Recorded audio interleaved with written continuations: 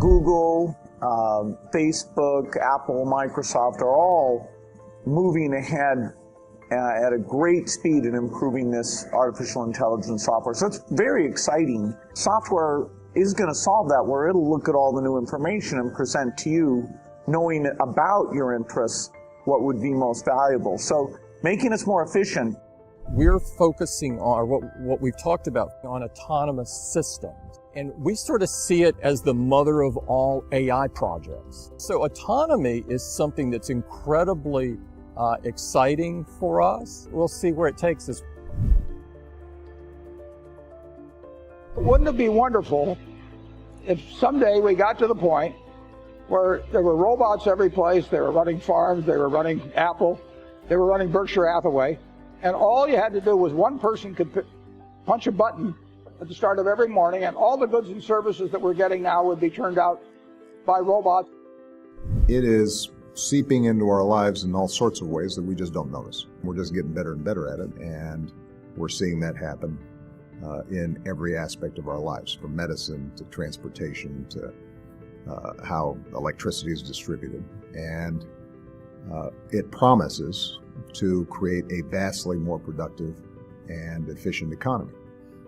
And if properly harnessed, can generate enormous prosperity for people, opportunity for people, can cure diseases that we haven't seen before, can make us safer because it eliminates inherent human error in a lot of work. Artificial intelligence is going to be extremely helpful, and the risk that it gets super smart, that's way out in the future and probably worth talking about.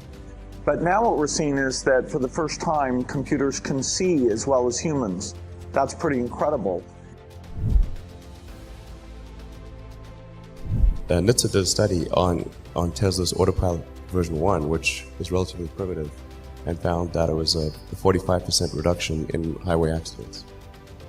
And that's despite Autopilot 1 being just version 1.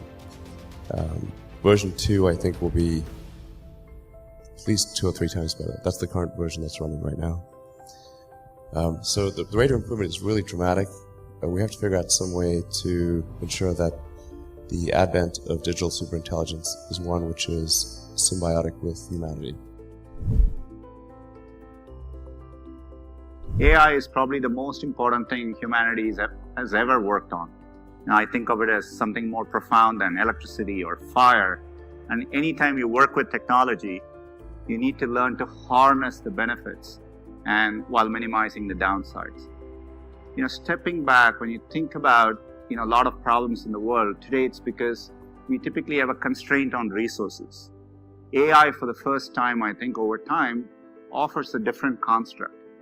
Things which are constrained and look like a zero-sum game today may not be so in the future. Take education, for example. It's really difficult to educate people in a cost-effective way.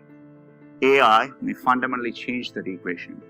It may make it possible for us to have clean, cheap, renewable energy for the future. So I think a lot of things will play out in more positive ways than people think. I think probably by end of next year, self-driving will encompass essentially all modes of driving and be at least 100 to 200% safer than a person by the end of next year. We're talking maybe 18 months from now.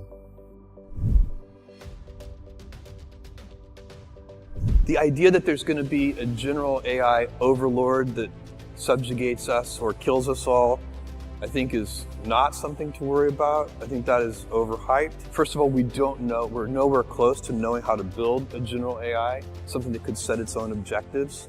But second of all, I think it's unlikely that such a thing's first instincts would be to exterminate us. So I'm optimistic about that one, and certainly don't think we need to worry about it today.